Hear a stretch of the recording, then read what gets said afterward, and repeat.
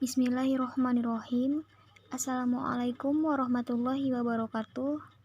Salam berbahagia untuk kita semua. Perkenalkan, nama saya Herly Agustin. Saya dari kelompok 2. Adapun nama-nama dari kelompok 2 yaitu Herly Agustin, Neneng Khalifah, Siti Masito, Siti Apipah, Ropi Selsa, dan Yanah Nur Khofifah. Di sini saya akan menyampaikan materi saya mengenai hak-hak agraria. Terdapat 2 poin hak-hak agraria yang sedikit akan saya paparkan dan perlu teman-teman ketahui. Untuk poin pertama, yaitu hak-hak agraria menurut Undang-Undang Nomor 5 Tahun 1960. Poin kedua yaitu hak-hak agraria menurut ilmu pengetahuan. Adapun hak-hak agraria menurut pasal 16 ayat 1 Undang-Undang Nomor 5 1960. Yang pertama adalah hak-hak atas tanah. Berikut yang termasuk ke dalam hak-hak atas tanah. Yang pertama adalah hak milik. Yang dimaksud dengan hak milik adalah hak turun-temurun, terkuat dan terpenuh yang dapat dipunyai orang atas tanah. Hak ini dapat beralih dan dialihkan kepada pihak lain.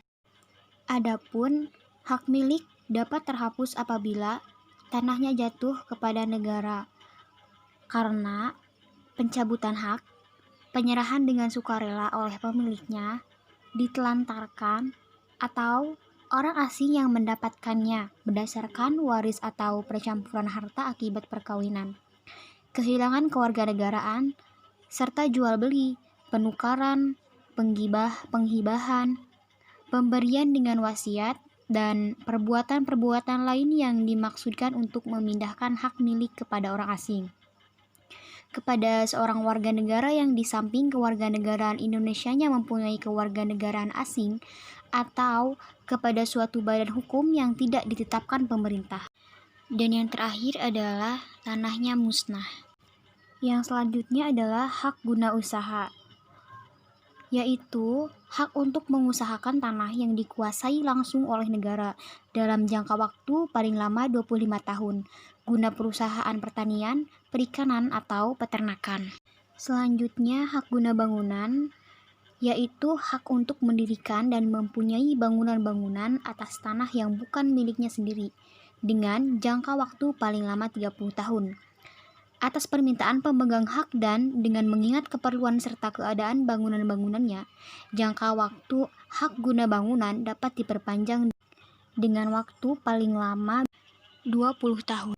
Selanjutnya hak pakai. Hak pakai adalah hak untuk menggunakan atau memungut hasil dari yang pertama, tanah yang dikuasai langsung oleh negara yang memberi wewenang dan kewajiban yang ditentukan dalam keputusan pemberiannya oleh pejabat yang berwenang memberikannya, atau yang kedua, tanah milik orang lain dalam perjanjian dengan pemilik tanahnya, yang bukan perjanjian sewa-menyewa atau perjanjian pengolahan tanah. Selanjutnya adalah hak sewa. Seseorang atau suatu badan hukum mempunyai hak sewa atas tanah apabila ia berhak mempergunakan tanah milik orang lain untuk keperluan bangunan dengan membayar kepada pemiliknya sejumlah uang sebagai sewa. Selanjutnya adalah hak membuka tanah, yaitu hak yang dimiliki oleh warga negara Indonesia untuk membuka lahan tanah yang diatur berdasarkan peraturan pemerintah. Selanjutnya, hak memungut hasil hutan adalah hak yang dimiliki oleh warga negara Indonesia untuk memungut hasil-hasil hutan bumi Indonesia yang diatur berdasarkan peraturan pemerintah. Dan yang terakhir adalah hak-hak lain yang tidak termasuk dalam hak-hak tersebut di atas yang akan ditetapkan dengan undang-undang serta hak-hak yang sifatnya sementara sebagai yang disebut dalam pasal 53. Adapun yang kedua adalah hak atas air dan hak ruang angkasa sebagai yang dimaksud dalam pasal 4 ayat 3. Berikut yang termasuk ke dalam hak atas air dan hak ruang angkasa. Yang pertama ada hak guna air, yang kedua ada hak pemeliharaan dan penangkapan ikan, yang ketiga ada hak guna ruang angkasa. Untuk pengertian hak guna air ialah hak memperoleh air untuk keperluan tertentu dan atau mengalirkan air itu di atas tanah orang lain. Lalu, hak pemeliharaan dan penangkapan ikan. Yang dimaksud adalah bahan kajian yang menarik untuk menemukan unsur-unsur penting. Tidak hanya bagian pengolahan sumber daya, tetapi juga bagaimana dampaknya bagi keadilan pemanfaatan sumber daya perikanan bagi masyarakat. Lalu yang selanjutnya ada hak guna ruang angkasa. Yang dimaksud di sini adalah hak untuk mempergunakan tenaga dan unsur-unsur dalam ruang angkasa guna memelihara, memperkembangkan kesuburan bumi, air, dan kekayaan alam yang terkandung di dalamnya, dan hal lainnya yang bersangkutan dengan itu. Baiklah teman-teman, itulah penjelasan singkat mengenai hak-hak agraria menurut Undang-Undang Nomor 5 Tahun 1960. Poin kedua selanjutnya yaitu mengenai hak-hak agraria berdasarkan ilmu pengetahuan. Di sini saya akan sedikit menjelaskan yang termasuk ke dalam hak-hak agraria berdasarkan ilmu pengetahuan. Hak-hak agraria menurut ilmu pengetahuan dibagi menjadi 3 bagian. Yang pertama adalah hak atas tanah, yang kedua hak tanggungan, dan yang ketiga hak agraria lainnya. Hak atas tanah juga terbagi menjadi 2 bagian, yaitu hak atas tanah yang bersifat tetap dan hak atas tanah yang bersifat sementara. Yang termasuk ke dalam hak atas tanah yang bersifat tetap yaitu hak milik, hak guna usaha, hak bangunan, hak pakai, hak sewa tanah bangunan, dan hak pengelolaan. Selanjutnya ada hak atas tanah yang bersifat sementara, yaitu ada hak gadai, hak usaha bagi hasil, hak sewa atas tanah pertanian, dan yang terakhir hak numpang karang. Jadi di sini yang dimaksud dengan hak gadai yaitu suatu hak kebendaan yang diperoleh seorang berpiutang atas suatu barang bergerak yang diserahkan kepadanya. Kemudian hak usaha bagi hasil di sini maksudnya dalam pasal 53 UU PA tidak menjelaskan tentang pengertian hak usaha bagi hasil. Tetapi, hak usaha bagi hasil menurut Budi Harsono adalah hak seorang atau badan hukum untuk menyelenggarakan usaha pertanian di atas tanah kepunyaan pihak lain, dengan perjanjian bahwa hasilnya akan dibagi antara kedua belah pihak menurut imbangan yang telah disetujui sebelumnya. Kemudian ada hak sewa atas tanah pertanian.